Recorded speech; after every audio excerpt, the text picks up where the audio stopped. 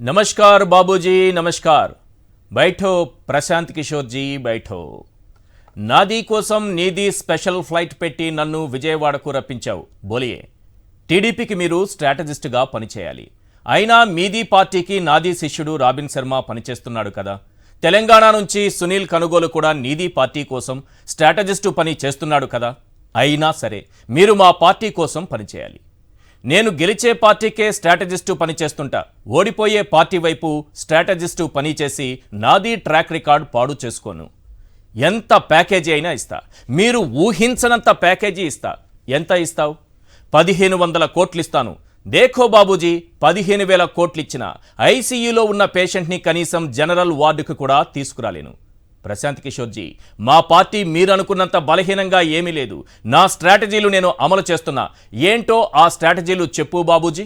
లోకేష్తో పాదయాత్ర చేయించాను, అయినా గెల్వాద్। పవన్ కళ్యాణ్ను బీజేపీలోకి పంపించి పొత్తు కోసం ట్రై చేస్తున్నా, పొత్తు పెట్టుకున్న టీడీపీ గెల్వాద్। మా వదిన పురంధేశ్వరిని బీజేపీ స్టేట్ ప్రెసిడెంట్ని చేశా, ఆమె నా కోసమే పనిచేస్తుంది। వదినా గిదినా జాంతానాయ్ నీది పార్టీ గెల్వాద్। జగన్ సోదరి షర్మిల కాంగ్రెస్లోకి వెళుతోంది, కాంగ్రెస్ కూడా నాకే సపోర్ట్ చేస్తుంది, అయినా గెల్వాద్। రోజు జగన్పై వైఎస్ఆర్సీపీపై విమర్శలు చేసి నా ప్రయోజనం కోసమే షర్మిల పనిచేస్తుంది, అయినా గెల్వాద్। కమ్యూనిస్టులు నేను ఎప్పుడు పిలిచినా ఎర్ర జెండాలు పక్కన పడేసి పసుపు జెండాలు పట్టుకోవడానికి రెడీగా ఉన్నారు, అయినా సరే నీది పార్టీ గెల్వాద్। నేను సిగ్నల్ ఇవ్వగానే ప్రభుత్వానికి వ్యతిరేకంగా ఉద్యమాలు నడిపిస్తారు, అయినా సరే నీది పార్టీ గెల్వాద్। అదేంటి ప్రశాంత్ కిషోర్ జీ, ఇంతమంది నా వైపే ఉన్నారు, అన్ని పార్టీలు లోపాయకారిగా నాకే మద్దతిస్తున్నాయి, అయినా గెల్వాద్ గెల్వాద్ అంటారేంటి? కుప్పం తాతాజీ, నువ్వు చూసావా రజనీకాంత్ సినిమా శివాజీ? అందులో ఓ డైలాగ్ ఉంటుంది, నానా పందులే గుంపుగా వస్తాయి, సింహం సింగిల్గా వస్తుంది। ఇప్పుడు ఏపీలో జగన్ సింహం లాంటోడు కుప్పం తాతాజీ। నాది నీకో షాకింగ్ నిజం ఒకటి చెప్పనా, కుప్పంలో కూడా నీది టీడీపీ గెల్వాద్। నువ్వు కుప్పంలో నీ బేట మంగళగిరిలో ఓడిపోతున్నారు। నమస్కార్ ఉంటా, రిటర్న్ ఫ్లైట్ రెడీ చేయమని చెప్పండి। ఆనాడు చంద్రబాబు పీకే భేటీలో జరిగింది అచ్చంగా ఇదే కాకపోవచ్చు, కానీ ఆల్మోస్ట్ ఇదే। అయ్యా కుప్పం తాతగారు, పీకేని నీ ఇంటికి వస్తున్నటువంటి విషయాన్ని పెద్ద ఈవెంట్లా షో చేసి ఆయన కాదు అనగానే తేలు కుట్టిన దొంగలా సైలెంట్గా ఉండిపోతే ఎలా? ఈ 10 ప్రశ్నలకు సమాధానం చెప్పండి। క్వశ్చన్ నెంబర్ 1, షర్మిలను కాంగ్రెస్లోకి పంపి చివరి అస్త్రంగా వాడుకుంటున్నావు, అవునా కాదా కుప్పం తాత? క్వశ్చన్ నెంబర్ 2, ఆల్రెడీ పవన్ కళ్యాణ్ను బీజేపీలోకి పంపి పొత్తుల కోసం వాడుకుంటున్నావు, అవునా కాదా కుప్పం తాత? క్వశ్చన్ నెంబర్ 3, వదినమ్మ పురంధేశ్వరిని కమలానికి అధ్యక్షురాలిని చేసి టీడీపీ కోసం వాడుకుంటున్నావు, అవునా కాదా కుప్పం తాత? క్వశ్చన్ నెంబర్ 4, కమ్యూనిస్టులను కూడా కంటికి కనిపించకుండా ఉద్యమాల కోసం వాడేసుకుంటున్నావు, అవునా కాదా కుప్పం తాత? క్వశ్చన్ నెంబర్ 5, అన్ని పార్టీల్లో ఉన్న కోవర్టులను నీకు స్టార్ క్యాంపైనర్లుగా వాడుకుంటున్నావు, అవునా కాదా కుప్పం తాత? క్వశ్చన్ నెంబర్ 6, వాళ్ళు స్టార్ క్యాంపైనర్లు మాత్రమే కాదు, నీ ఏజ్ బారు పాలిటిక్స్కి ఓత కర్రలు కూడా, అవునా కాదా కుప్పం తాత? క్వశ్చన్ నెంబర్ 7, ఈ గుంపుపై నమ్మకం లేక ఎన్నికల స్ట్రాటజిస్టు ప్రశాంత్ కిషోర్ కాళ్ళు పట్టుకున్నావు, అవునా కాదా కుప్పం తాత? క్వశ్చన్ నెంబర్ 8, ఐసీయూలో ఉన్న టీడీపీని బతికించడం తన వల్ల కాదని ప్రశాంత్ కిషోర్ చేతులెత్తేశాడు, అవునా కాదా కుప్పం తాత? క్వశ్చన్ నెంబర్ 9, ఎంతమంది గుంపును వెనకేసుకుని వచ్చినా నువ్వు కుప్పంలో కూడా గెలవలేవని తేల్చేశాడు, అవునా కాదా కుప్పం తాత? క్వశ్చన్ నెంబర్ 10, గెలిచే పార్టీలకే పనిచేస్తాను కానీ చిత్తుగా ఓడిపోయే టీడీపీకి స్ట్రాటజిస్టుగా పనిచేయలేని తేల్చేశాడు, అవునా కాదా కుప్పం తాత? ఈ అంశాలపైనే మనం మాట్లాడబోతున్నాము। చర్చలో పాల్గొంటున్నారు రవిచంద్రారెడ్డి గారు, AP trade promotion corporation chairman, YSRCP నాయకులు; పురుషోత్తం రెడ్డి గారు, సీనియర్ అనలిస్ట్; అలాగే డాక్టర్ వినూషారెడ్డి గారు, బీజేపీ అధికార ప్రతినిధి। అసలు ప్రశాంత్ కిషోర్ చంద్రబాబుని కలుస్తున్నటువంటి సమయంలో ఒక పెద్ద ఈవెంట్లా చేసి బ్రేకింగ్ న్యూస్లు వేసుకొని ఇక అయిపోయింది వైఎస్ఆర్సీపీ పని, ప్రశాంత్ కిషోర్ వచ్చేశారు, చంద్రబాబు గెలవబోతున్నారు కాబట్టి ఆయన వచ్చేశారు, చంద్రబాబును కలుస్తున్నారు, ఇక వైఎస్ఆర్సీపీకి కూడా ప్రశాంత్ కిషోర్ దూరం అయిపోయారు। దీంతో వైఎస్ఆర్సీపీ పని అవుట్। రకరకాల వార్తలు, రకరకాల బ్రేకింగ్లు, రకరకాల చర్చలు, రకరకాల డిబేట్లు ఇష్టం వచ్చినట్టు వాగారు। ఆఖరికి అక్కడ జరిగింది ఏంటంటే వెరీ సింపుల్, చంద్రబాబు ప్రశాంత్ కిషోర్ని పిలిచి కాళ్ళు పట్టుకొని మాకు పని చేయండి అంటే ఆయన వెరీ సింపుల్గా తోసిపుచ్చి బయటకు వచ్చేశారు। ఒక కామన్ ఫ్రెండ్ కామన్ ఫ్రెండ్ అనడం కంటే మీడియేటర్ అని అంటే కరెక్ట్గా ఉంటుంది. ఆ మీడియేటర్ ఎవరనేది ఈజీగా అందరూ అర్థం చేసుకోవచ్చు. ఒకటి, దీంట్లో 4 పాయింట్లు ఉన్నాయి. రవిచంద్రారెడ్డి గారు, ఆయన శిష్యులు స్ట్రాటజిస్టులుగా ఇప్పటికే బాబుతో పనిచేస్తున్నారు. రావిన్ శర్మ కానీ సునీల్ కనుగోలు కూడా చంద్రబాబుకి సాయం చేసేటటువంటి వ్యక్తే. అయినా చంద్రబాబులో ఓటమి భయం పోలేదు అనడానికి ఆయన్ని పిలిపించుకోవడం. ఇప్పుడు స్ట్రాటజిస్టుగా పనిచేయడం లేదని తెలిసినా 1500 కోట్ల రూపాయల భారీ ఆఫర్ ప్రకటించడం. ఆయన రాకముందు నుంచి ఇది నడుస్తోంది. ఢిల్లీలో 1500 కోట్ల రూపాయల భారీ ఆఫర్ ప్రకటించారు పీకేకి అని, ఎప్పుడు విజయవాడకి రాకముందు నుంచి కూడా. ఇక్కడ 3వ పాయింట్, డెకాయిట్ అని అన్నారు చంద్రబాబు పీకేని. కులాల మధ్య చిచ్చుబెట్టి సమాజాన్ని విడగొట్టే డెకాయిట్ బీహారీ బాబు అన్నాడు. దొంగ ఓట్లు చేర్పించే దొంగ అన్నాడు. మరి ఈ డెకాయిట్ని, ఈ కులాల మధ్య చిచ్చు పెట్టే వ్యక్తిని, దొంగ ఓట్లు చేర్పించే వ్యక్తిని మరి ఎందుకు కాళ్ళు పట్టుకొని పిలిపించుకున్నావు? 4వ విషయం, ప్రశాంత్ కిషోర్ చంద్రబాబును కలుస్తున్నారు అని అనగానే పెద్ద ఈవెంట్ సార్ అది. బ్రేకింగ్లు, మామూలు బ్రేకింగ్లు కాదు. ఆల్రెడీ వాళ్ళ ఛానల్స్ అన్నిటికి కూడా సమాచారం ఇచ్చేసి పెద్ద ఎత్తున దాన్ని బ్రేకింగ్లు, అసలు ఇంకా దాని గురించి చెప్పాల్సిన అవసరం లేదు. డిబేట్లు, చర్చలు ఆ రోజంతా అదే నడిపారు. ఇక అయిపోయింది వైఎస్ఆర్సీపీ పని అని. మొత్తానికి చూస్తే ఇక్కడ వెరీ సింపుల్, ఆయన పని చేయలేనని చెప్పేశారు. ఏంటి కారణం? 1500 కోట్ల రూపాయల భారీ ఆఫర్ ప్రకటించినా నేను పని చేయలేనని ప్రశాంత్ కిషోర్ ఎందుకు చెప్పేశారు? సార్ నమస్కారం. నమస్తే సార్. ఈశ్వర్ గారు, మీకు, పురుషోత్తం రెడ్డి గారికి, వినేశ్వర్ రెడ్డి గారికి, అలాగే సాక్షి ప్రేక్షకులందరికీ నమస్కారం. సార్, గత సంవత్సరం జనవరిలో నేను ఒక మ్యాగజైన్ నడుపుతున్నాను, చాలామందికి తెలుసు, వాయిస్ అని. దాంట్లో నేను కవర్ స్టోరీ ఏదైతే రాశానో 1:100 అంటే 1 వర్సెస్ 100 ఏదైతే ఈ ఎడిటోరియల్ రాయడం జరిగిందో నేను ఆ రోజునే ఊహించాను. 1 సంవత్సరం రోజుల తర్వాత రాబోయే ఎలక్షన్కి ఎంత పకడ్బందీగా ఒక్కడిని చేసి అర్జునుడిని అభిమన్యుడిగా మార్చాలనే ప్రయత్నం ఏదైతే చేస్తున్నారో, ఆయన సవ్యసాచని, జగన్మోహన్ రెడ్డి గారు అర్జునుడు లాంటోడని, అభిమన్యుడిలాగా ఈ 100 మందికి లేకపోతే 100కు మించిన మందికి గుంపులుగా వచ్చే అనేక మందికి భయపడడని, మరీ ముఖ్యంగా అర్జునుడి పోరాటం ఏ విధంగా ఉంటుందంటే, పైన ఆ దేవుడు శ్రీకృష్ణుడిలాగా దీవిస్తే కింద అర్జునుడిలాగా గురి చూసి కొడతాడు, పేదల మనసులు గెలుచుకున్న అర్జునుడు అని చెప్పి నేను చెప్పదలుచుకున్నా. అంటే ఒకరు కాదు, ఇక్కడ పార్టీలకు అతీతంగా కమ్యూనిస్టులు కావచ్చు, కాంగ్రెస్ కావచ్చు, బీజేపీ కావచ్చు, అనేక పార్టీల్లో, లేకపోతే మేధావుల సంఘాలని చెప్పి, లేకపోతే అనలిస్టులు అని చెప్పి, ఛానల్ ఓనర్లు కావచ్చు, పేపర్ల ఓనర్లు కావచ్చు, దాదాపు ఉన్న గుంపు మొత్తం కూడా గుంపు కట్టాయి. ఈ రోజున ఎంతటి కక్ష కట్టాయంటే, ఆంధ్రప్రదేశ్లో 1 వర్సెస్ 100, ఈరోజు అది 100కు మించింది. ఖచ్చితంగా కూడా జగన్మోహన్ రెడ్డి గారు ఎంత బలవంతుడయ్యాడు ప్రజల్లో అని చెప్పేదానికి ఇదే పెద్ద నిదర్శనం. ఎలా అయ్యాడు ఇంత బలవంతుడు? ఎలా అయ్యాడు? కేవలం కట్అవుట్తో కాలేదు, కంటెంట్తో అయ్యాడు, కమిట్మెంట్తో అయ్యాడు. వైఎస్ జగన్మోహన్ రెడ్డి గారు కంటెంట్ ఉండి, కమిట్మెంట్ ఉన్న, ప్రజాకర్షణ కలిగిన నాయకుడు కాబట్టి ఇంత ధైర్యం, దమ్ము ఉంది. ఎందుకుందంటే ఇచ్చిన మాట సమకాలీన రాజకీయాల్లో నిలబెట్టుకోవడం. ఈ రోజు కూడా వైఎస్ఆర్ ఆసరా ఏదైతే ఉందో, మహిళలకి, డ్వాక్రా మహిళలకు వేసిన అమౌంట్ ఏదైతే ఉందో, చెప్పిన ప్రతి మాట నిలబెట్టుకోవాలనే పట్టుదల ఉన్న వ్యక్తి, మాట ఇస్తే నిలబెట్టుకోవాలనే ఆచరణ శైలి ఉన్న వ్యక్తి. దాంతోపాటు వైఎస్ జగన్మోహన్ రెడ్డి గారు ఇచ్చిన మేనిఫెస్టోని 99.5% అమలు చేసిన వ్యక్తి. దాంతోపాటు అమలు చేసిన 45 అంశాలు మేనిఫెస్టోలో లేని అంశాలు. ఇవన్నీ పక్కన పెడితే మీరు అడిగిన క్వశ్చన్కి సూటిగా ప్రశాంత్ కిషోర్ గారు చంద్రబాబు నాయుడు గారికి తేల్చి చెప్పారు. ఆ ఒక్కటి తప్ప మిగతావన్నీ బయట పెట్టారు ఎల్లో మీడియా అండ్ పంచ్.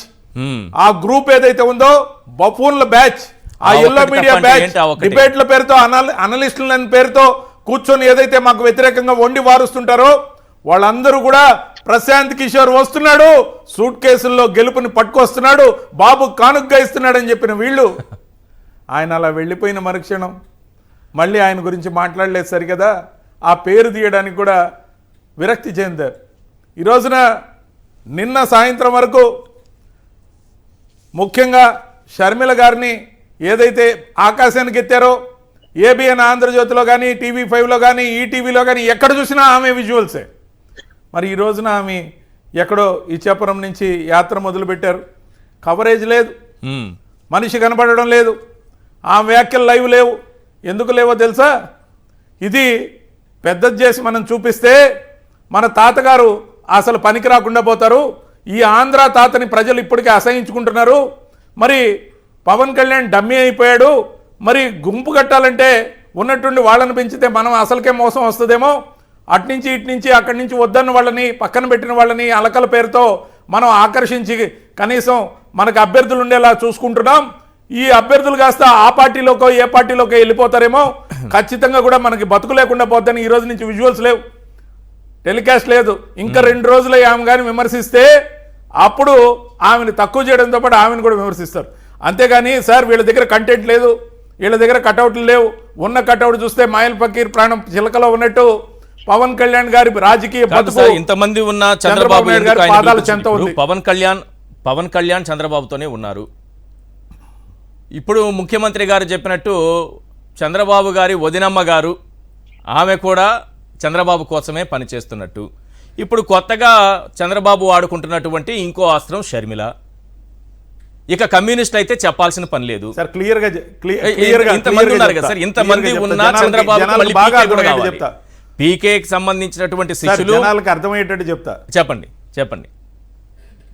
మీకు తెలుసు సార్ ఈశ్వర్ గారు, జనాలకి ముఖ్యంగా ఆంధ్రప్రదేశ్ జనాలకు అర్థమయ్యేలా చెప్తా. ఎవరు ఎక్కడున్నా, ఎవరు ఏ పార్టీలో ఉన్నా నా కోసం పనిచేయండి అన్నా, మీకు పేమెంట్ ఇస్తానన్నా. కొందరు పేమెంట్కి పడతారు, కొందరు సెంటిమెంట్కి పడతారు, కొందరు మ్యానిపులేషన్కి పడతారు, కొందరు మేనేజ్మెంట్కి పడతారు, కానీ అందరూ పడతారు. ఒక సినిమాలో పవన్ కళ్యాణ్ ఇలాంటి డైలాగ్ పెట్టాడు, మనిషి నాకు పడాల్సిందే అని. కొంచెం ఏహే భావంతో చెప్పాడు, వేరే విధంగా ఉమ్మన్ని అసహించుకునే విధంగా చెప్పాడు అతను. నేను అలా చెప్పట్లేదు, కానీ రాజకీయ నాయకులు అన్నారు పడతారన్నా, అందరూ పడతారు. నా మేనేజ్మెంట్కి, నా మ్యానిపులేషన్కి, నా మనీ పాలిటిక్స్కి, నా హనీ ట్రాపులకి అన్నిటికీ పడతారు. ఖచ్చితంగా పడే తీరాలి, మనం పడగొట్టాలి. అది చంద్రబాబు నాయుడు గారి యొక్క రాజకీయ జీవితం. ఆయన దగ్గర విషయం లేదు, జనంలో లేడు, ఆయన ఎల్లో మీడియా డబ్బాల్లో మాత్రమే ఉన్నాడు. ఈ రోజున షర్మిలమ్మ గారిని ఆంధ్రప్రదేశ్లో ప్రయోగించింది తానే అని తెలియదు అనుకుంటున్నాడు. ఎలా అంటే ఆమెమో నేరుగా వచ్చి ఉండొచ్చేమో, ద్వారా ఒక అసైన్మెంట్ తీసుకొని వచ్చింది. నేను అడుగుతున్నా సూటిగా షర్మిలమ్మ గారిని, ఈ ఎలక్షన్కి మీరు ముఖ్యమంత్రి అభ్యర్థా? మీకు వార్డు మెంబర్ లేడు, సర్పంచ్ లేడు, ఎంపీటీసీ లేడు, జెడ్పీటీసీ లేడు, ఇన్స్టెంట్గా బ్రూ కాఫీ పెడదామని వచ్చారా మేడం? ఆంధ్రప్రదేశ్ రాజకీయం అంటే మరీ అంత చులకన? కొంతమందిని చేర్చుకొని మణిపూర్ పేరుతో క్రిస్టియన్ ఓట్ బ్యాంక్ని చీలగొట్టి ఎస్సీ ఎస్టీ బీసీ మైనారిటీలందరూ కూడా గంపకొత్తగా వైఎస్ జగన్మోహన్ రెడ్డి గారికి మద్దతుగా ఉన్నారు కాబట్టి వాళ్ళని విడగొట్టే అసైన్మెంట్ రాహుల్ గాంధీ గారు మీకు తెలియకుండా ఇచ్చారో తెలుసా ఇచ్చారో మాకు తెలియదు, కానీ చంద్రబాబు నాయుడు గారిని ముఖ్యమంత్రి చేయడం కోసం మీకు ఇచ్చిన అసైన్మెంట్ కాదా అని అడుగుతా ఉన్నా. రైట్. ఖచ్చితంగా కూడా పురంధేశ్వర్ గారి విషయం కూడా అంతే. అక్కడ బీజేపీలో మరో నాయకుడు వస్తే బీజేపీని ఎదగదీస్తాడేమో, వదినమ్మని అక్కడ ప్లేస్ చేద్దాం, షర్మిలమ్మని ఇక్కడ ప్లేస్ చేద్దాం, షర్మిలమ్మ నేరుగా రాదు కాబట్టి రాహుల్ గాంధీ గారి ద్వారా అసైన్మెంట్ ఇప్పిద్దాం. సిపిఐ రామకృష్ణ లేకపోతే మరింకెవరైనా మనం చెప్పినట్టు ఆడక ఎక్కడ పోతారు సోదరా అని ఇంటర్నల్ చర్చల్లో ఎటకారాలాడే చంద్రబాబు నాయుడు గారు పవన్ కళ్యాణ్ ని ప్యాకేజ్ బిస్కెట్ తో నేను ఏ విధంగా హ్యాండిల్ చేస్తానని అనేక రకాలుగా ఇంటర్నల్ చర్చల్లో మాట్లాడే చంద్రబాబు నాయుడు గారు, పనికిరాని కొడుకును కన్నా ఇంటర్నల్ చర్చల్లో ఏడ్చే చంద్రబాబు నాయుడు ఏ విధంగా ఆయన చివరి క్షణాల వరకు ఆయన అధికారాన్ని అనుభవించాలని మరొక్కసారి ప్లీజ్ అని చెప్పి అధికారం కోసం వెంపర్లాడుతున్న తీరు ఏదైతే ఉందో జుగుప్స కలిగిస్తుంది. ఆంధ్రప్రదేశ్ ప్రజలు తిప్పి కొడతారు. గుంపుగా వచ్చినా, అందరూ కలిసి వచ్చినా, 100 మంది వచ్చినా, అంతకు మించి వచ్చినా వస్తాను, మీతో మాట్లాడతాను. ఇప్పుడు ఒకవేళ చంద్రబాబే షర్మిల వెనకున్నా, ఆమె కాంగ్రెస్లోకి వెళ్ళినా, ఆమె మాట్లాడేటటువంటి మాటలు, ఇచ్చేటటువంటి స్టేట్మెంట్లు మీకు ఏ మేరకు నష్టం చేకూరుస్తుంది అనేది కూడా మనం మాట్లాడుకోవాలి. రైట్. పురుషోత్తం రెడ్డి గారు, ప్రశాంత్ కిషోర్ స్టేట్మెంట్ చూసిన తర్వాత ఏమనిపించింది మీకు ఓవరాల్గా? అంటే ఇంతకాలం ప్రొజెక్షన్ చేసిన విధానం వేరు, ఇప్పుడు ఆయన చెప్పిన విధానం వేరు. అందరికీ నమస్కారం ఈశ్వర్ గారు. బేసిక్ గా ప్రశాంత్ కిషోర్ గారు మొత్తం వ్యవహారంలో తెలుగుదేశం పార్టీ ఒక రకమైన సెల్ఫ్ గోల్ ఆట ఆడుతుంది. సెల్ఫ్ గోల్ ఎందుకంటున్నారంటే, ఫస్ట్ ఆఫ్ ఆల్ రాజకీయ స్పృహ ఉండేవాళ్ళు ఎవరైనా గమనించాల్సింది, 2019 ఎన్నికల్లో జగన్మోహన్ రెడ్డి గారిని ప్రశాంత్ కిషోర్ గెలిపించలేదు. 2024లో చంద్రబాబు నాయుడు కాదు కదా, జగన్ గారిని ఓడించలేడు, చంద్రబాబు నాయుడు గెలిపించలేడు. ఆంధ్రప్రదేశ్ లో ఎవరిని గెలిపించాలన్నా, ఎవరిని ఓడించాలన్నా ప్రజలు నిర్ణయిస్తారు. లేదా పార్టీలు నిర్ణయిస్తాయి. జగన్మోహన్ రెడ్డి గారిని మళ్ళీ 2024లో గెలిపించేది ఆయన అనుసరించినటువంటి విధానాలు, ఆయన పార్టీని నమ్ముకున్నటువంటి కార్యకర్తలు, నాయకులు, శ్రేణుల ద్వారా జరుగుతుంది తప్ప ఈ ప్రశాంత్ కిషోర్లు, ఈ స్ట్రాటజిస్టులతో సాధ్యం కాదు. కాకపోతే ఎక్కడ తెలుగుదేశం సెల్ఫ్ గోల్ చేస్తా ఉందంటే విపరీతంగా మాట్లాడడం, విపరీతంగా ఆహ్వానించడం. ప్రశాంత్ కిషోర్ అనే వ్యక్తి విషయంలో వైసీపీకి ఆయన పనిచేశాడు గత ఎన్నికల్లో స్ట్రాటజిస్ట్ గా. ఎక్కడ వివాదం లేదు. ఎందుకు లేదు? ఆయన సరాసరి ఆయన ప్లేనరీలోనో ఎక్కడో తీసుకొచ్చి మనం కష్టపడుతున్నాం, ఈయన కూడా చాలా చోట్ల స్ట్రాటజీస్ తో హెల్ప్ చేస్తున్నాడు, మనకు కూడా హెల్ప్ చేస్తానికి వచ్చాడు, మనం ఉపయోగించుకుంటున్నాం, అయిపోయింది. మళ్ళీ ఇంకా ఆయన చర్చే లేదు. కానీ ఓపెన్ గా సీక్రెట్ ఏమి లేదు. తనకు ఒక స్ట్రాటజిస్ట్ గా ఆయన ఉంటాడని చెప్పాడు, అయిపోయింది. కానీ తెలుగుదేశం పార్టీ ఎట్లా వ్యవహరించింది? సరాసరి ఆయనే జగన్మోహన్ రెడ్డిని గెలిపించినట్టు, అసలు ఆయన అసాంఘిక ప్రవర్తన కలిగిన వ్యక్తి అయినట్టు, ఆయన ఉండకూడని వ్యక్తి అయినట్టు, సమాజానికి హానికరమైన వ్యక్తి అయినట్టు మనమే చెప్పేశాం. రోజుల తరబడి చెప్పేసేసి డిబేట్లు పెట్టి ఇప్పుడు కరెక్ట్ గా ఆయన వచ్చేసరికి తీసుకోవడమే ఒక పొరపాటు. ఎందుకంటే మనం ఇన్ని రోజుల పాటు ఏదైతే అసాంఘిక ప్రవర్తన కలిగిన వ్యక్తి అని, సంఘ వ్యతిరేకం అని మాట్లాడేసిన మనం ఆయన తీసుకోవడం మొదటి తప్పు. తీసుకోవడం కూడా వెల్కమ్ చెప్పడం, గ్రాండ్ వెల్కమ్ చెప్పడం, ఏదో ఘనకార్యం చేస్తున్నట్టుగా ఆయన వచ్చేస్తున్నట్టుగా మాట్లాడే ప్రయత్నం చేయడం వల్ల ఇప్పుడు వాటన్నిటికి ఏం సమాధానం చెప్తారు? మొదటి విషయం వాటికి సమాధానం చెప్పలేరు, మళ్ళీ వాళ్ళు తీసుకుంటున్నారు. ఇప్పుడు ఇంకొక సమస్య ఏంటంటే, నేను ఈ రోజు మనం 23లో ఉన్నామా, 22 తెలంగాణ పత్రిక ఏదో ఆంధ్రజ్యోతి ప్రశాంత్ కిషోర్ తో లోకేష్ చర్చలను వచ్చింది. మీరేమో ఒక వీడియో చూపించారు, నేను అసలు నాకు సంబంధం లేదు ఆంధ్రప్రదేశ్ తో అని. ఇప్పుడు ఆంధ్రజ్యోతిలో ఏమో ఒక పత్రిక ఒక ఆర్టికల్ వచ్చింది, ప్రశాంత్ కిషోర్ తో కీలక చర్చలు జరిపారు తెలుగుదేశం పార్టీకి సంబంధించినని ఆలు వేసుకుంటున్నారు. అంటే ఇంత గోప్యత ఎందుకు అంటాను. జగన్మోహన్ రెడ్డి గారి లాగా మాకు ప్రశాంత్ కిషోర్ పనిచేస్తాడని చెప్పండి. ఇదే ప్రశాంత్ కిషోర్ దగ్గర పనిచేసినటువంటి రాబిన్ శర్మ ఉన్నారు. వైఎస్ఆర్సీపీ కూడా అదే ప్రశాంత్ కిషోర్ దగ్గర పనిచేసిన వ్యక్తే రిషి ఇక్కడ పనిచేస్తున్నారు. ఇప్పుడు మళ్ళీ ప్రశాంత్ కిషోర్ ఎందుకు కావాలి? పైగా సునీల్ కనుగోలు కూడా కాంగ్రెస్తో ఉన్నారు. కాంగ్రెస్తో చంద్రబాబుకున్న అనుబంధం మనకు తెలుసు. సో ఆయన కూడా కొంత సహాయం చేసేటటువంటి అవకాశం ఉంది. మళ్ళీ ఈ పీకే కావాలనేటటువంటి స్ట్రాటజీ ఏంటి? ఆయనేమో లేరు, అయినా సరే ఒక 1500 కోట్లు ఇస్తాం మేము. మనకు మామూలుగా షాపింగ్ మాల్కి వెళ్ళాం అనుకోండి, పోయిన వెంటనే మీకు కాపీ ఏది కావాలంటే ఒక బ్రాండ్ పేరు చెప్తాం. ఓకే, ఏదో ఒక దాన్ని ఎట్టుడుతో మనకు తెలియదు.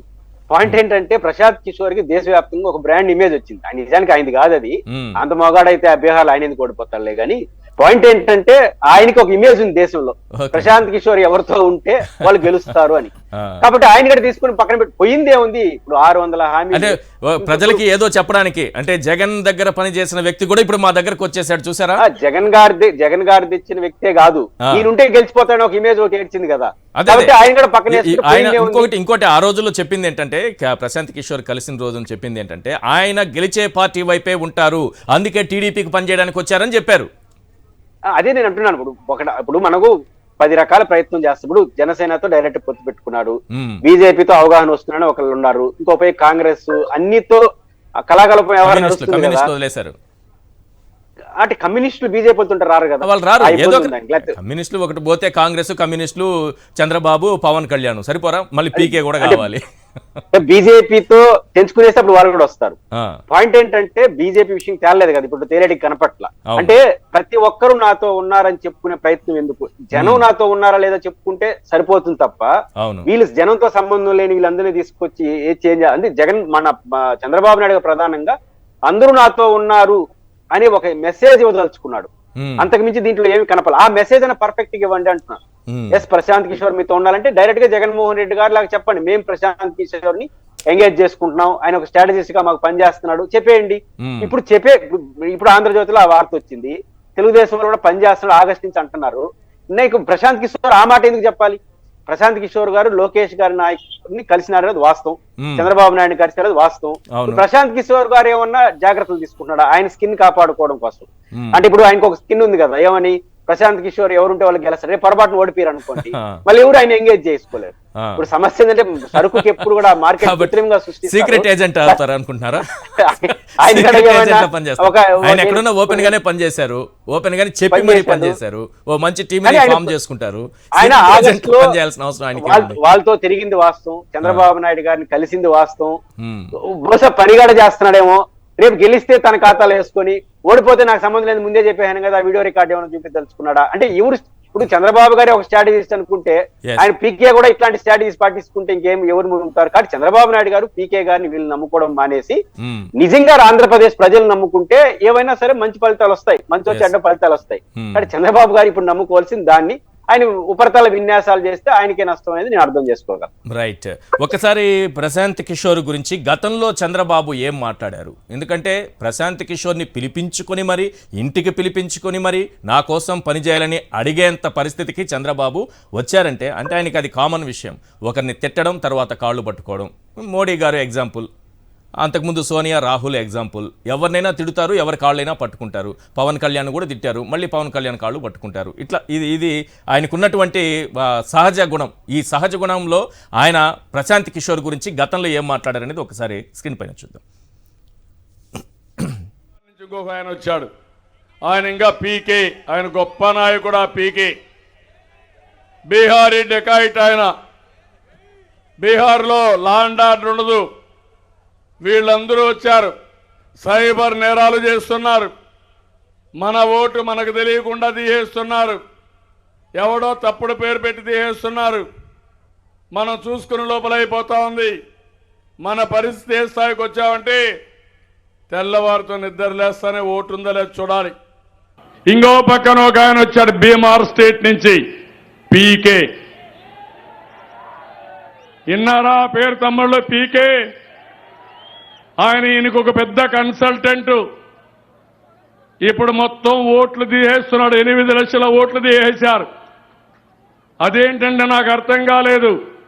కడాన నా ఓటు కూడా తీసేస్తారు వీళ్ళు. ఏమనుకుంటున్నాను అడుగుతుంది. బీహార్ ఇది కాదు, ఆంధ్రప్రదేశ్. తోక కట్ చేస్తాం తప్ప నీ ఆటల్ని తోక తిప్పనీయం ఇక్కడ. తోడుగా బీహారీ ఒక అతను వచ్చాడు, అది ఒక నోటోరియస్ డెకాయిట్, పీకే. ఒక పెద్ద నేరస్తుడు, బంది పోట్లకు నాయకుడు అతను. ఇప్పుడు సైబర్ నేరాలు చేయాలనుకుంటున్నాడు. హైదరాబాద్ లో చుట్టుపక్కల 26 ఆఫీసులు పెట్టాడు. అక్కడి నుంచి సోషల్ మీడియాలో పెడతారు, ఇలాంటి గాలి వార్తలు ఇస్తారు, తప్పుడు వార్తలు ఇస్తారు. అక్కడి నుంచి మనల్ని భయపెడతారు. బీహార్ నుంచి ఇంకొక ఆయన వచ్చాడు. చంద్రబాబు మాట్లాడే మాటలు ఏవో కొన్ని గుర్తుంటాయి, కానీ ఇంత డైరెక్ట్ ఇవన్నీ మళ్ళీ వింటుంటే అదే పీకేని ఎలా పిలిపించుకున్నారు కరకట్టుకనేది అర్థం కాని విషయం. బీహారీ డెకాయిట్ అంట, ఓటు తీసేస్తాడంట, బీహార్ స్టేట్ నుంచి వచ్చాడంట, 8 లక్షల ఓట్లు తీసేశాడట. కడాన ఆయన మామూలుగా వాడే భాష కదా, కడాన నా ఓటును కూడా తీసేస్తాడు. ఇదేంది ఆంధ్రాలో ఇట్లా జాడిస్తే తోక కట్ చేస్తా, నాయి బ్రాహ్మణులు కూడా కట్ చేస్తానన్నాడు. వాళ్ళు కట్ చేసి పరేసారులేండి.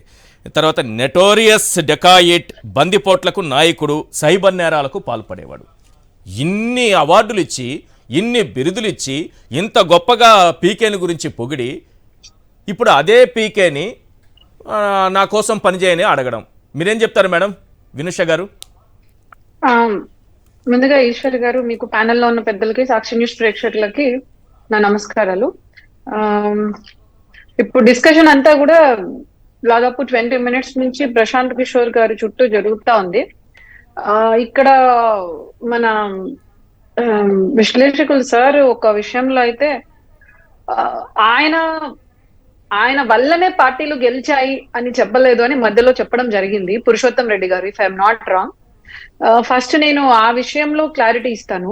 ఎందుకంటే ప్రశాంత్ కిషోర్ గారు మీరు చూసారనుకోండి రిజల్ట్స్, ఆయన 2011లో గుజరాత్ లో మోడీ గారు ముఖ్యమంత్రిగా ఉన్నప్పుడు as he was very successful, మనకు తెలుసు హీస్ కమింగ్ బ్యాక్ అని.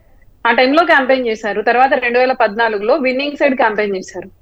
కానీ మీరు 2010 మళ్ళీ 17లో యూపీలో ఒక మహాగఠబంధనం తయారు చేశారు, అది ఓడిపోయారు. దాని తర్వాత ఆయన రిస్క్ తీసుకోవడానికి ఇష్టపడలేదు ఎటువంటి విషయంలో కూడా. ఎందుకంటే 2019లో ఎంపీ ఎలక్షన్స్ లో నేను ఎవరికి క్యాంపెయిన్ చేయను అని చెప్పేశారు. ఎందుకంటే బీజేపీ వస్తుంది అని తెలుసు, బట్ ఆపోజిట్ సైడ్ అప్పుడు కూడా ఇట్లా ఏదో మహాగఠబంధన్ కొత్త అలయన్స్ ఫార్మ్ అయింది కదా, అందరూ కొన్ని టీమ్స్ అందరూ వెళ్ళి బీజేపీకి వ్యతిరేకంగా 2019లో చాలా క్లియర్ గా నేను క్యాంపెయిన్ చేయని చెప్పాను. ఇంకా మిగిలిన ఎలక్షన్లు మీరు చూస్తే ఆల్రెడీ లోకల్లో స్ట్రాంగ్ ఉన్న లీడర్స్, ఉదాహరణకి బీహార్ లో నితీష్ కుమార్ యాదవ్ గారు, ప్రశాంత్ కిషోర్ గారు ఉండక ముందు ముఖ్యమంత్రి అయ్యారు, తర్వాత ముఖ్యమంత్రి అయ్యారు. మమతా బెనర్జీ గారు ఆవిడ అంతే, బిఫోర్ ప్రశాంత్ కిషోర్ ఆవిడ ముఖ్యమంత్రి, తర్వాత కూడా ఇక్కడ ఆంధ్రప్రదేశ్ లో కూడా వైఎస్ జగన్మోహన్ రెడ్డి గారు అంటే రీజనల్ పార్టీ స్ట్రాంగ్ గా ఉన్న చోట ఆయన ఎంచుకుంటున్నాడు.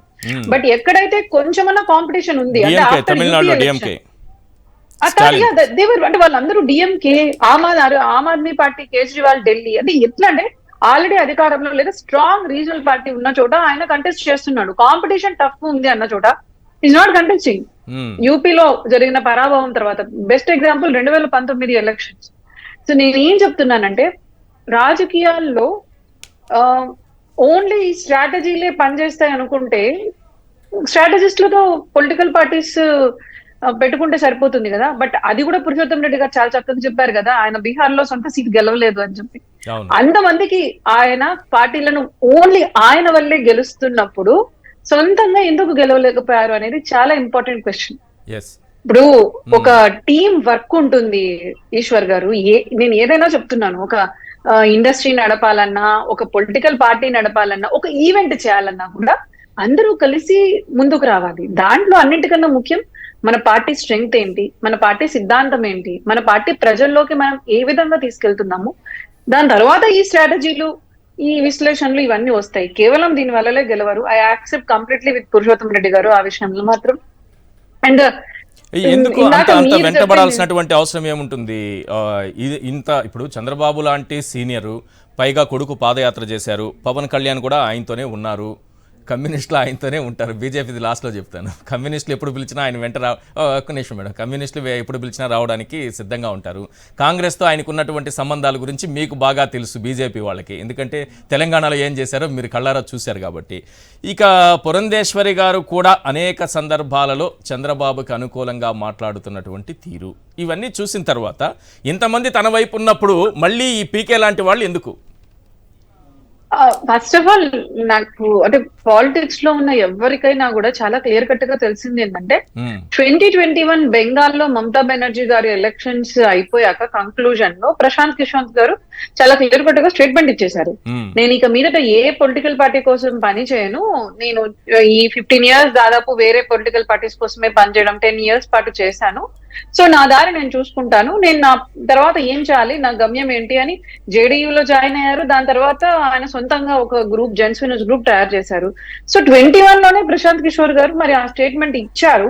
ఇప్పుడు చాలా క్లారిటీ ఇచ్చారు కదా ఆయన, నన్ను ఒక పార్టీ తరఫున ఆంధ్రప్రదేశ్ లో పని చేయమంటే నేను ఏ పార్టీ తరఫున పని చేయను అని ఆయన చెప్పారు. బట్ నేను అనేది ఏంటంటే ఇది 3 years బ్యాక్ ఆయన చెప్పేశాడు, నేను ఏ పార్టీ కోసం కూడా పని చేయను అని. మరి ఇప్పుడు మీరు I don't think you should ask me this question. నన్ను మీరు అడగాల్సింది కాదేమో, ఎందుకంటే టీడీపీ వాళ్ళు ఏం ఆలోచిస్తున్నారో, చంద్రబాబు నాయుడు గారు ఏం ఆలోచిస్తున్నారో, మరి ఎందుకు వెళ్తున్నారో నేను కరెక్ట్ పర్సన్ కాదు. అంటే 2014లో మోడీ గారి వెంట నడిచి మోడీ గారికి ఒక ఇమేజ్ బిల్డ్ చేయడంలో వెనక నుంచి ప్రశాంత్ కిషోర్ చాలా బాగా పనిచేశారు అనేది ఉంది. మొదట ఆయనకు వచ్చిన పేరే అక్కడి నుంచి వచ్చింది 2014. ఈశ్వర్ గారు నేను ఇందాక మీకు చెప్పినదంతా అందుకే. ఆల్రెడీ 2011లో గుజరాత్ లో ముఖ్యమంత్రి మోడీ గారి పర్ఫార్మెన్స్ కానీ, 2014 ఆయన పిఎం క్యాండిడేట్ కానీ, దాని తర్వాత మీరు నితీష్ కుమార్ గారు కానీ, బెంగాల్లో ఉన్న ఎవరు మమతా బెనర్జీ గారు కానీ, ఇటు జగన్మోహన్ రెడ్డి గారు కానీ, వారి సొంత ఏమి లేకుండానే కేవలం ప్రశాంత్ కిషోర్ గారి వల్ల గెలిచారంటారా? నేను అందుకే ఇంతేపు మీకు చెప్పింది, స్ట్రాటజిస్టులు కొంతవరకే పనిచేస్తాయి. ఒక పొలిటికల్ పార్టీ వాళ్ళకి ఒక లీడర్, వాళ్ళకి ఒక ఆర్గనైజేషన్ లేకపోతే 100% సక్సెస్ రేట్స్ రావు. ఈ విషయం భారతీయ జనతా పార్టీకి చాలా క్లియర్ గా తెలుసు. ఆయనతో పనిచేసింది, దాని తర్వాత ఆయన దూరం ఉన్నారు. ఇప్పుడు నేను అందుకే ఈ లోకల్ రీజనల్ పార్టీస్ ఎక్కడైతే స్ట్రాంగ్ గా ఉన్నాయో ఆయన హెల్ప్ చేశాడు. 2019 లో ఎందుకు ఒక స్టాండ్ తీసుకోలేదే? నేను బీజేపీకి వ్యతిరేకంగా పార్టిసిపేట్ చేస్తానని చెప్పలేదే. ఒకటి ఆ ఉన్న పేరేంటంటే ఆయన గెలిచే సైడ్ చూస్ చేసుకుంటారనే ఇది కూడా ఉంది. బట్ అంటే కరెక్ట్ గా చెప్పలేను. అంత డబ్బులు పెట్టి ఆయన దగ్గర టీం లేదు మేడం, వెరీ సింపుల్. ఆయన దగ్గర ఇప్పుడు ఏమి టీం లేదు, ఏ టీం లేదు. ఎందుకంటే అందరూ వెళ్ళిపోయి ఎవరికి వాళ్ళు టీమ్స్ ఫామ్ చేసుకుని ఆయా పార్టీలకు పనిచేస్తున్నారు. ఆయన సింగిల్ గా ఉన్నారు, రాజకీయ పార్టీ పెట్టుకున్నారు, బీహార్లో ఏదో తిరుగుతున్నారు, నితీష్ తో కొంతకాలం ఉన్నారు, బయటకు వచ్చారు, ఇవి చూసుకుంటున్నారు ఆయన. కానీ ఇప్పుడు ఆయన్ని మీరు స్ట్రాటజిస్ట్ గా పని చేయాలని ఎంతైనా ఆఫర్ చేస్తామని, అంటే నేను 1500 కోట్లని ఏదో పేపర్లో రాస్తే అన్నాను, కానీ అది వాస్తవం కాదో నాకు తెలియదు. ఎంతో కొంత ఆఫర్ చేస్తారు, భారీ ఆఫరే చేస్తారు. ఆయన దగ్గర ఒక టీం లేదు, ఆయన ఇప్పుడు ఆ పని చెయ్యట్లేదు. అయినా సరే ఆయన కావాలి అనుకోవడం వెనుక ఆయన ఉంటే విజయం సాధించేస్తాము అని పక్కనున్నటువంటి మిగతా విపక్షాలని ఒక భయపెట్టేటటువంటి ఆలోచనతో ఈ పని చేస్తున్నారు అనుకోవాలా? నేను అదే చెప్పింది. ఎందుకంటే నేను టీడీపీ వాళ్ళ ఆలోచనలు ఎలా ఉంటాయో నాకు తెలియదు, కానీ ఈశ్వర్ గారు అంటే ఒక ఇంగ్లీష్ లో సేయింగ్ ఉంది, desperate situations will make to act in desperate way అంటే తెలుగులో ఎలా చెప్పాలి ఎగ్జాక్ట్ గా అంటే మనకు తప్పదు, ఒక బలహీనమైన పరిస్థితుల్లో మనము ఎటువంటి పని అయినా చేయడానికి సిద్ధపడతాము అనేది ఇంటర్ప్రిటేషన్. తప్పనిసరి పరిస్థితుల్లో ఎటువంటి పనులైనా చేస్తాము అని. మరి అంత డిస్పరేట్ గా ఎందుకున్నారు? ఆల్రెడీ 3 years బ్యాకే మన ప్రశాంత్ కిషోర్ గారు క్లియర్ గా చెప్పేశారు, నేను ఏ పార్టీకి పనిచేయను, నేను నా పన్నా నేను చూసుకుంటానని. సో ఇప్పుడు వాళ్ళు ఎందుకు మరి అంత డెస్పరేషన్ లో తహతహలాడుతున్నారు, అంత తాపత్రయపడుతున్నారంటే మరి వాళ్ళకు అంత కాన్ఫిడెన్స్ లెవెల్స్ ఉన్నాయో లేదా, ఈ ఎలక్షన్ ఖచ్చితంగా మేము గెలవాలి, ఈ ఎలక్షన్ గెలవకపోతే ఫ్యూచర్ మాకు ఎలా ఉంటుందో, అసలు మనుగడ ఎలా ఉంటుందో అని వాళ్ళు ఆలోచిస్తున్నారేమో. అంటే మనం బయట నుంచి చూసి మనకు అనిపించే ఆలోచన నేను ముందు పెడుతున్నాను అంతే. ఎందుకంటే లేకపోతే ఆల్రెడీ నేను చేయను అన్న వాళ్ళ దగ్గరికి ఈ రోజు స్టేట్మెంట్ రియల్లీ అంటే ఆయన చెప్పడము, నేను పని చేయనని చెప్పడానికి వచ్చాను, వాళ్ళు నన్ను అప్రోచ్ అయ్యారు అనేది చూస్తుంటే అలాగే అనిపిస్తోంది. మరి వాళ్ళు ఎంత దీన్ని అంటే దే ఆర్ వెరీ సీరియస్, ఈ ఎలక్షన్ మాకు చావో రేవో అన్న పరిస్థితిని వాళ్ళు ఎదుర్కొంటున్న టైంలో వీలైనంత వరకు వాళ్ళు మిత్రపక్షాలను, అది జనసేన కావచ్చు, మీరు లెఫ్టిస్ట్ లో అంటున్నారు, ఇంకా ఇప్పుడు కాంగ్రెస్, మరి షర్మిల గారు మీరు అంటున్నారు, మీరు తెస్తున్నారు. మొన్నటి వరకు షర్మిల గారికి అసలు ఆంధ్రప్రదేశ్ కి సంబంధం లేదన్నారు, 15 days బ్యాక్ డిబేట్ లో ఆవిడ తెలంగాణ పార్టీ అసలు ఇక్కడ అడుగు పెట్టదంటున్నారు. ఇప్పుడు మీరు అన్నిటినీ కలిపేస్తున్నారు, బట్ వీటన్నిటి వెనకాల వాళ్ళే ఉన్నారు. అంటే ఆ పార్టీ అధ్యక్షురాలుగా పిసిసి అధ్యక్షురాలుగా వచ్చేసారు కదా,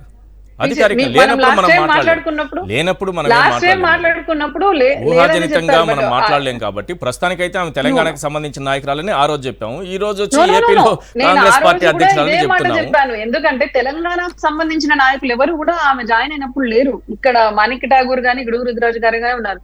సో మీరందరూ వీటన్నిటి వెనుకల్లో కూడా చంద్రబాబు నాయుడు గారి హస్తం ఉండొచ్చనే మాట్లాడుతున్నారు. బట్ అది ఎంతవరకు నిజమో మరి ఇంటర్నల్ మ్యాటర్. ఎట్లాగైనా గెలిచి తీరాలి అనే ఆలోచన దానికోసం ఎక్కడికైనా వెళ్తారేమో అని అనిపిస్తా ఉంది. రైట్, ఒక విజువల్ ప్లే చేస్తాను, చంద్రబాబు ఉన్నారా లేదని చెప్పడానికి. తో చంద్రబాబు కలిసినటువంటి విజువల్ ఒకటి బెంగళూరు ఎయిర్పోర్ట్ లో. ఆ రోజు ఆ విజువల్ ని ఎక్స్క్లూజివ్ గా ఎంటైర్ తెలుగు మీడియాలో నేనే మొదటిసారి ప్లే చేసినప్పుడు ఒక విషయం చెప్పాను, ఈ కలయిక వెనుక చంద్రబాబుకి ఒక ఆందోళన ఉంది, అది ఏంటి అన్నది త్వరలో బయట పెడతానని చెప్పాను. ఈరోజు ఉన్నది డైరెక్ట్గా చెప్పేస్తున్నాను. నాగపూర్లో ఒక మీటింగ్ జరుగుతోంది, కాంగ్రెస్ పార్టీ మీటింగ్. ఆ మీటింగ్లోనే తాను అనుకున్నటువంటి కార్యం నెరవేరాలి, చంద్రబాబు అనుకున్నటువంటి కార్యం. షర్మిల కాంగ్రెస్ పార్టీలో జాయిన్ అవ్వడము, లేకపోతే అక్కడ అధికారికంగా ఆమె ఆంధ్రప్రదేశ్కి కాంగ్రెస్ పార్టీ తరఫున అధ్యక్షురాలుగా ప్రకటించే అంశానికి సంబంధించి అక్కడ ఎటువంటి కార్యక్రమం జరగకపోవడంతో, తాను అనుకున్నది నెరవేరకపోవడంతో అసలు ఏం జరుగుతోంది, షర్మిల కాంగ్రెస్ పార్టీలోకి వెళ్ళాలి కదా, ఎందుకు వెళ్ళలేదు, ఇక్కడ ఎందుకు ప్రకటించలేదు, ఆల్రెడీ విలీనం చేసేస్తారంటున్నారు, ఆంధ్రప్రదేశ్కి అధ్యక్షురాలుగా ప్రకటన ఇంతవరకు రాలేదు, ఏం జరుగుతోంది అనేటటువంటి అంశం, ఆమె ఎందుకు నాగపూర్కు వెళ్ళలేదనే అంశం డీకేకి కాల్ చేసి చంద్రబాబు అడిగారు. ఆ రోజు కుప్పం పర్యటనకు చంద్రబాబు వెళుతున్నారు, అదే సమయంలో నాగపూర్ పర్యటనకు డీకే వెళుతున్నారు. నేను బెంగళూరుకు వచ్చి అక్కడి నుంచి కుప్పం వెళుతున్నానని చంద్రబాబు చెప్పిన తర్వాత ఇద్దరు తమ టైమింగ్స్ మార్చుకుని కలిసి అక్కడ మాట్లాడుకున్నారు. వారు మాట్లాడుకున్న అంశం షర్మిల గారి గురించి నాకున్నటువంటి సమాచారం. ఆ రోజే చెప్పాను, తరువాత నేను బయట పెడతాను ఇది అధికారికంగా అని చెప్పాను. ఇదే సమాచారం, చంద్రబాబు ఉన్నారు షర్మిల వెనుక కాంగ్రెస్ పార్టీలో చేరడానికి అన్నది ఈ దృశ్యాలే సాక్ష్యం. ఆ రోజు అన్నాను, ఈ రోజు చెప్తున్నాను. ఆ రోజు చెప్పాను నేను త్వరలోనే బయట పెడతానన్న ఆ దృశ్యాలను కూడా మొట్టమొదట నేనే చూపించాను. ఎస్, మీరేం చెప్తారు సార్? రవిచంద్రారెడ్డి గారు, 2 అంశాలు. ఒకటి క్లారిటీగా చంద్రబాబు ఉన్నారు, షర్మిల గారు కాంగ్రెస్ పార్టీలో చేరడం వెనుక అనేది ఒక ఆరోపణ వస్తోంది, దానికి ఒక క్లారిటీ కావాలి. రెండోది, ఈరోజు ముఖ్యమంత్రి గారు మాట్లాడుతూ ఒక స్టేట్మెంట్ ఇచ్చారు సార్. పక్క రాష్ట్రంలో ఉండే స్టార్ క్యాంపెయినర్ పవన్ కళ్యాణ్, పక్క పార్టీలో ఉండే స్టార్ క్యాంపెయినర్ పురంధేశ్వరి గారు. ఈ 2 పాయింట్స్ పైన మాట్లాడండి సార్.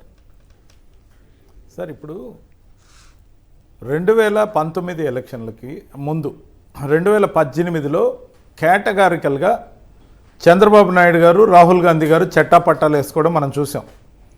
ఆ రోజున ఒక ఛానల్లో మీరు యాంకర్గా ఉన్నప్పుడు, నేను లైవ్లో ఉన్నప్పుడు చెప్పా, కాంగ్రెస్ పార్టీ, తెలుగుదేశం పార్టీ కానీ ఈ విధంగా సిద్ధాంత రాహిత్యంతో ఉండే ఈ 2 పార్టీలు కలిస్తే కాంగ్రెస్ పార్టీకి రిజైన్ చేస్తాను లైవ్లో చెప్పడం జరిగింది.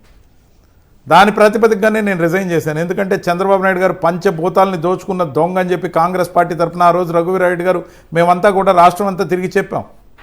ఆయన రాహుల్ గాంధీ గారు ఫండింగ్ కోసమో తెలంగాణలో పొత్తు కోసమో ఆయన let's forget the past, let's work for the future అని సింపుల్గా తెరిచేశాడు. కాదు సార్, మీ పార్టీ నాయకులు compromised with corruption, compromised with corruption. మీ పార్టీ నాయకులు షర్మిల గారిని ఉద్దేశించి చంద్రబాబు వాడుకుంటున్న చివరి అస్త్రం కాంగ్రెస్ లోకి పంపించి వాడుకుంటున్న అస్త్రం అన్నారు. ఎట్లా చెప్తారు మీరు? 100% ఎందుకంటే ఈ అసైన్మెంట్ డిజైన్ చేసింది చంద్రబాబు నాయుడు, ఇంప్లిమెంట్ చేస్తున్నది రాహుల్ గాంధీ.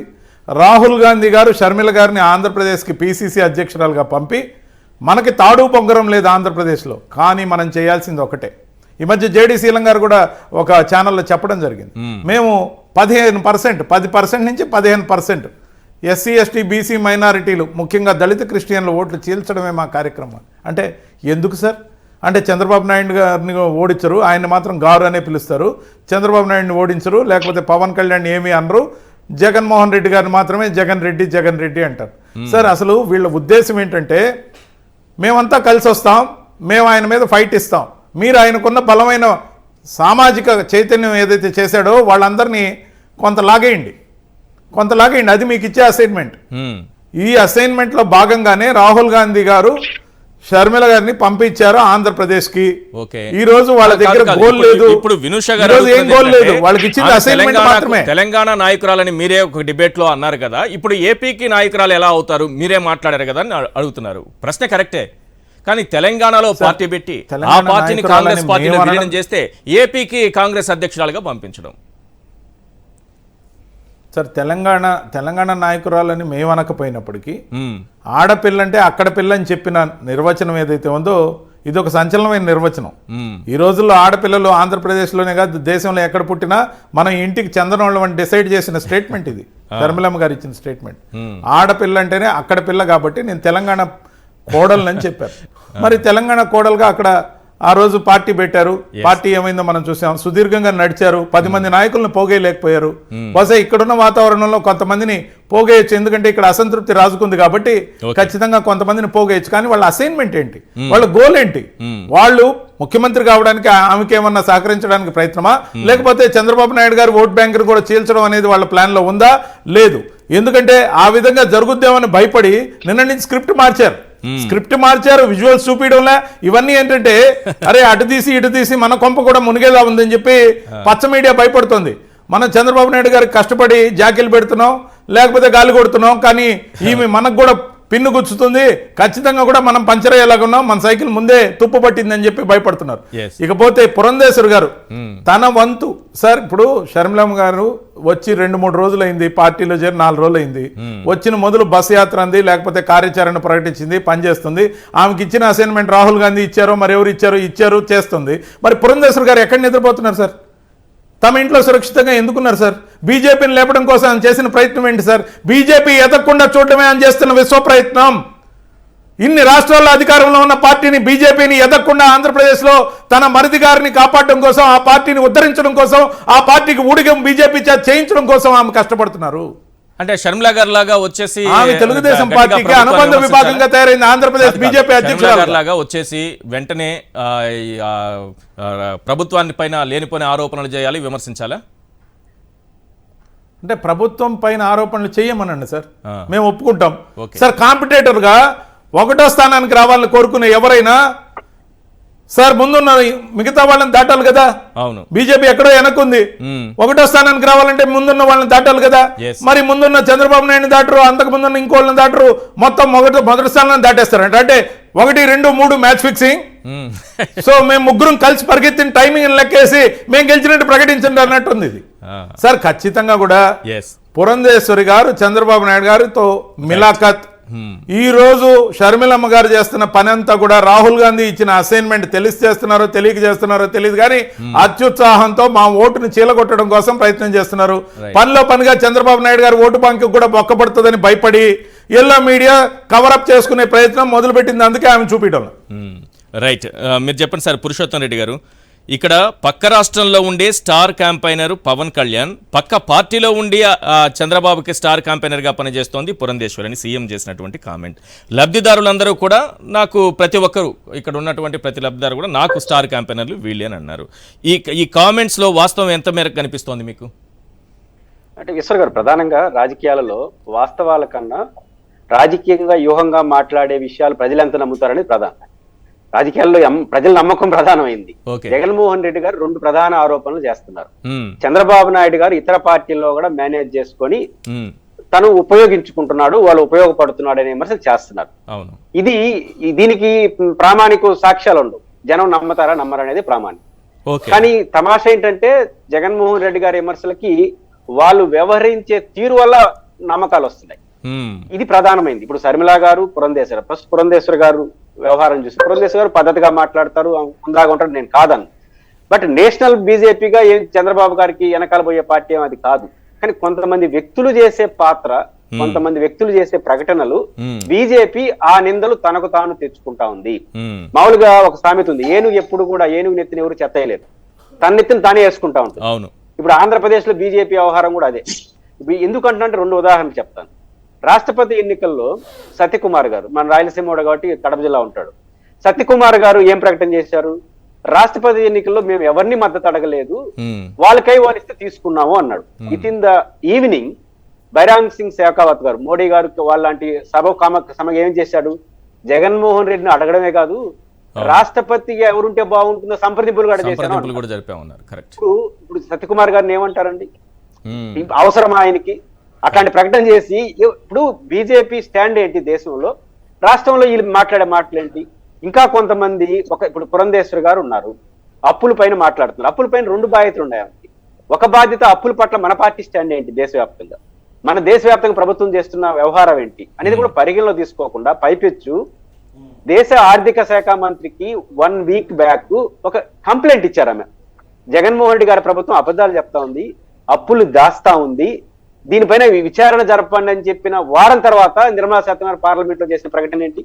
ఆ ప్రకటన చేసిన తర్వాత తన వైఖరి మార్చుకోవాలి కదా. 2 వైఖరులు. ఒకటి, తన స్టాండ్ కరెక్ట్ అంటే బీజేపీని కూడా ఒప్పించాలి, లేదా బీజేపీతో ఒక నిర్ణయానికి వచ్చినప్పుడు తనకు అనుగుణంగా ఆమె వెళ్ళాలి. ఏదైనా సరే ఒక జాతీయ పార్టీ ఒక ప్రకటనలు చేస్తున్నప్పుడు దానికి భిన్నమైన ప్రకటన. రెండోది, బీజేపీలో పేర్లు ఏం చెప్పదలుచుకొని చాలా మంది నాయకులు కొన్ని ఛానల్లో కూర్చుకొని చంద్రబాబు నాయుడుతో పొత్తు పెట్టుకోవాలని మేము కోరుకుంటున్నామని పేర్లు చెప్పండి, చెప్తాను ఆన్ రికార్డ్. ఎందుకు ప్రకటిస్తున్నారు? బీజేపీ జాతీయ నాయకత్వం చెప్పడం మీకెందుకు తొందర? అంటే ఇట్లాంటి ప్రకటనలు చేయడం ద్వారా బీజేపీ ఏమో అనే అభిప్రాయం వస్తుందా రాదా? పైపించు మీరు రాజధాని విషయంలో చూడండి, BJP national government on record హైకోర్టులో ఏం చెప్పింది? రాజధాని వ్యవహారం పట్ల స్పష్టంగా చెప్పింది. కానీ మీ పార్టీ నాయకులు ఏం మాట్లాడుతారు? అంగుళం గదిలించు, మీ పని కాదు అని చెప్పింది కేంద్రం. బీజేపీ స్టాండ్ అమరావతి కావచ్చు, బట్ అనవసరమైన ప్రకటనలు మీరు చేస్తున్నారు. ఆ రకంగా బీజేపీ నాయకులు కొంతమంది నాయకులు వ్యవహరిస్తున్న తీరు వల్ల జగన్మోహన్ రెడ్డి గారి ప్రకటనకు విలువ వస్తా ఉంది.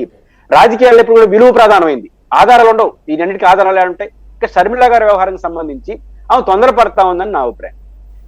ఆమె తొందరపడి చేసే ప్రకటనలు ఆమెకి నష్టం, ఆమె పార్టీ కాంగ్రెస్ కూడా నష్టం. ఎందుకంటున్నానంటే ఇప్పుడు ఉదాహరణ చూడండి, కాంగ్రెస్ పార్టీ నాయకుడుగా ఉన్నటువంటి రేవంత్ రెడ్డి గారి నాయకత్వంలో ఆయన ఏం మాట్లాడుతున్నాడు మీడియాలో కూర్చొని? వారి తండ్రి గారి మరణానికి సంబంధించి ఎంత జుగుప్సాగరణ వ్యాఖ్యలు చేశాడు, ఎంత దుస్సాహమైన వ్యాఖ్యలు. ఇప్పుడు మరి ఆ పార్టీలో మనం ఏం చేస్తాం? మీరు కంట్రోల్ అనేది చేయాలి కదా. 2వ అంశం, ఈరోజు తెలుగుదేశం పార్టీ కాంగ్రెస్ పార్టీ అధికారికంగా మద్దతిస్తుంది ఇండైరెక్ట్ గా రేవంత్ రెడ్డి గారికి. ఇంకో పక్క మీరు చూపించిన వీడియోలో ఆయన్ని కలుస్తారు, మళ్ళీ బీజేపీ నాయకులతో కలవాలని మాట్లాడతారు. ఇక్కడ పాయింట్ బీజేపీ ఫైనల్ గా నేను చెప్పదలుచుకుంది, మొన్న ప్రకటన పైన ఈ రోజు కన్నా బీజేపీ స్టాండ్ పవన్ కళ్యాణ్ గారి విషయంలో తీసుకోకపోతే మీరు మూల్యం చెల్లించుకుంటారు. ఎందుకంటే బీజేపీతో ఈ రోజు వినుషారెడ్డి గారు ఇప్పుడు మళ్ళీ కూడా మాట్లాడతారు, మాతోనే ఉన్నాడు పవన్ కళ్యాణ్ గారు అని. కానీ ఆన్ రికార్డు మీరు ఇండివిజువల్ గా ఈసీ మీటింగ్ పోయారు.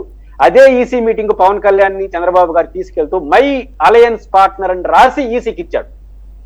ఒక ప్రతిపక్షంగా మీరు లేని పార్టీకి అలయన్స్ పార్టీ అని రాసిచ్చిన తర్వాత కూడా ఇంకా కూడా పవన్ కళ్యాణ్ మాతో ఉన్నాడంటే ఏ కర్మ అండి? బీజేపీ నేషనల్ గా 19 రాష్ట్రాల అధికారంలో ఉన్న బీజేపీకి ఈ కర్మ ఎందుకు?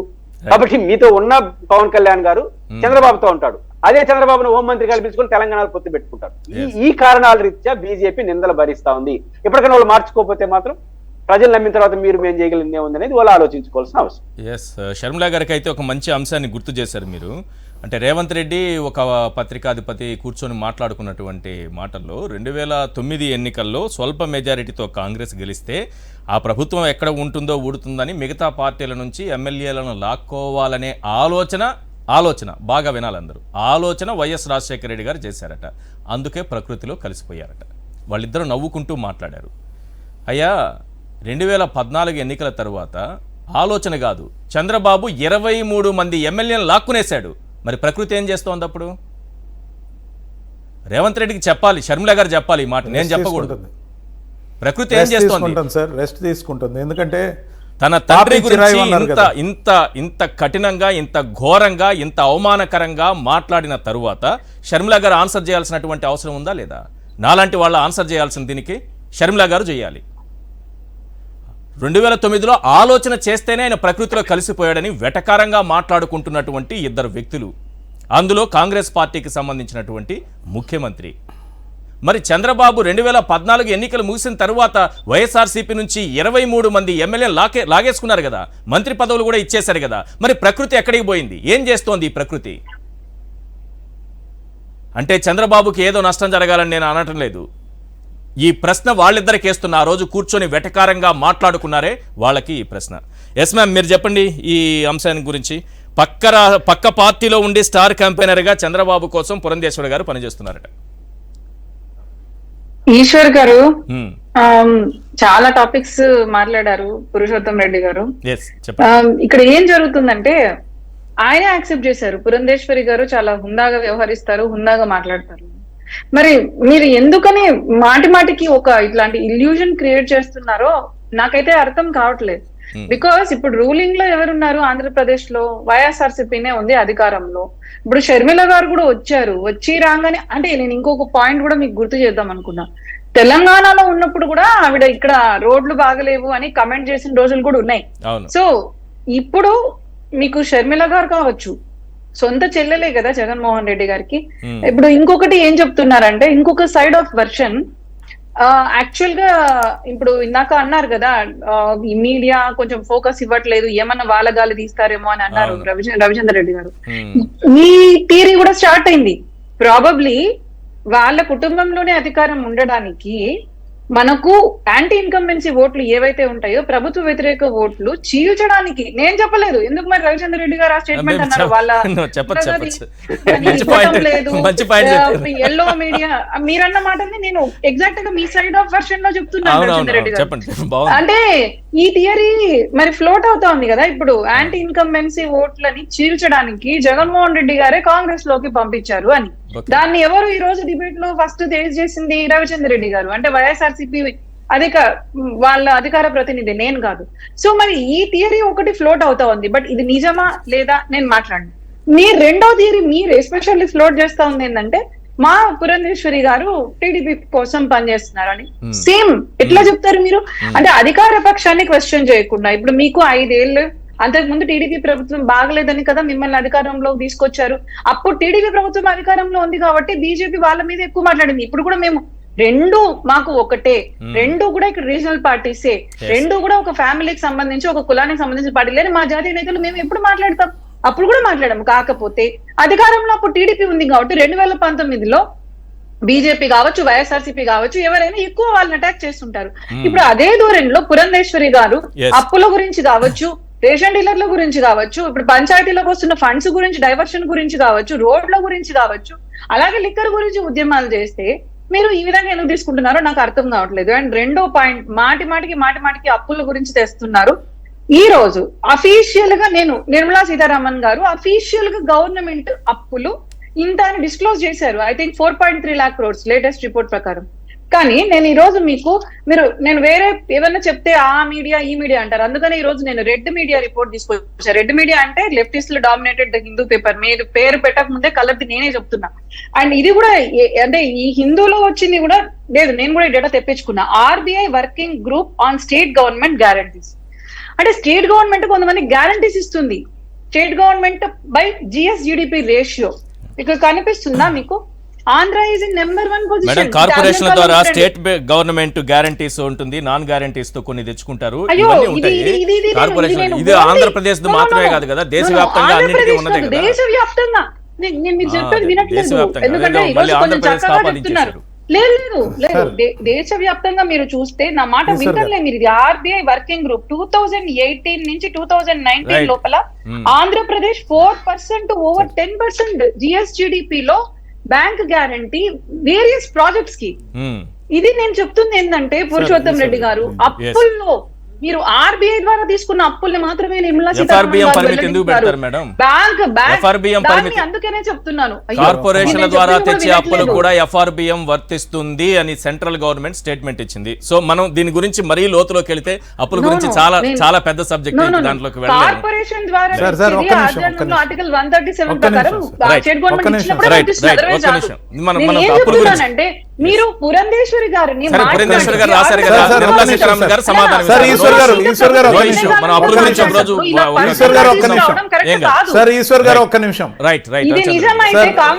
జగన్మోహన్ రెడ్డి గారే ఆ పాయింట్ చెప్పాలి. ఆ పాయింట్ రవిచంద్ర రెడ్డి గారు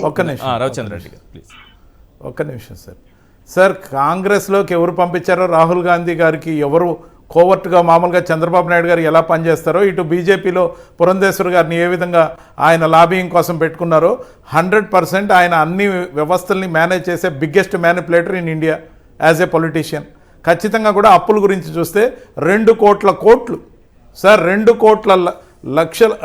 కోట్ల కోట్లు ఏదైతే మోడీ గారు అప్పును ఈ రోజు భారతదేశం మీద పెట్టారో దాంట్లో 1,42,00,000 కోట్లు, 1,42,00,000 కేవలం ఈ 9 సంవత్సరాల మోడీ గారు చేసిన అప్పు.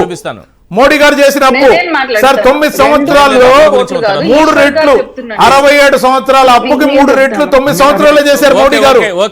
సంవత్సరానికి 2 కోట్ల ఉద్యోగాలు ఇస్తున్నారు సార్. ఇలాంటి చాలా ఉన్నాయి. ఒకసారి ఈ రోజు మీరు దాన్ని కూడా సరి చూసుకోండి వినుషారెడ్డి గారు, మీరు కూడా సరి చూసుకోండి. మోడీ గారు రాకముందు భారతదేశం అప్పు ఎంత, భారతదేశం అప్పు ఎంత, ఉండండి ఒక్క నిమిషం ఉండండి, భారతదేశం అప్పు మోడీ గారికి ముందు ఎంత, ఇప్పుడు ఈ 9.5 సంవత్సరం తర్వాత ఎంత, ఇప్పుడు వరకు 67 సంవత్సరాలు ఉన్న పరిపాలన మార్చేసి ముఖ్యంగా 3 రెట్లు అప్పు చేశాడు 9 సంవత్సరాల్లో. సమయం మించిపోయింది సార్. షేక్ వలీ ఆలగడ్డ నుంచి షేక్ వలీ గారు ఏం చెప్పాలనుకుంటున్నారు?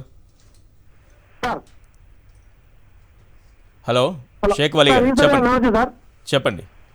సార్ పురుషోత్తమ్ రెడ్డి గారు, రవిచంద్రారెడ్డి గారు, మన డిబేట్ లో వినూచారెడ్డి గారికి నమస్కారం. నమస్తే అండి సార్. షర్మిలా గారు మన స్టేట్ లోకి పిసిసి అధ్యక్షురాలుగా రావడము కొంచెం మన జగన్ గారిని దెబ్బతిని ఆలోచిస్తే చంద్రబాబు చేసిన వాస్తవం అయితే వాస్తవమే, కానీ చేయడం అయితే వాస్తవమే. అదొకటి. ఇప్పుడు ఈ వయసులో అయినా ఏం చేయాలి? బీజేపీతో పొత్తు, జనసేనతో పొత్తు, వీళ్ళలో పొత్తులు తీసుకున్నాడు. వీళ్ళతో ఏం కావట్లేదు జగన్ ఓడించాలంటే. అదే షర్మిలమ్మ వచ్చి కొంచెం వ్యక్తిగతంగా తీసుకోవచ్చు, చెల్లెలు అనే సెంటిమెంట్ తో రాజశేఖర రెడ్డి బిడ్డ అని ఓట్లు చీల్చొచ్చనే ఒక తెలివి తక్కువ అనే అనొచ్చు అనమాట. చంద్రబాబు చేసేవన్నీ తెలివి తక్కువ పనులే. రైట్, థ్యాంక్ యూ అండి మీ అభిప్రాయం తెలియజేసినందుకు. పురుషోత్తం రెడ్డి గారు థ్యాంక్ యూ. చర్చలో పాల్గొన్నందుకు. సమయం మించిపోయింది. వినుషారెడ్డి గారు అలాగే రవిచంద్రారెడ్డి గారు. ఇది వాళ్ళ చర్చా కార్యక్రమం చూస్తూనే ఉండండి సాక్షి టీవీ.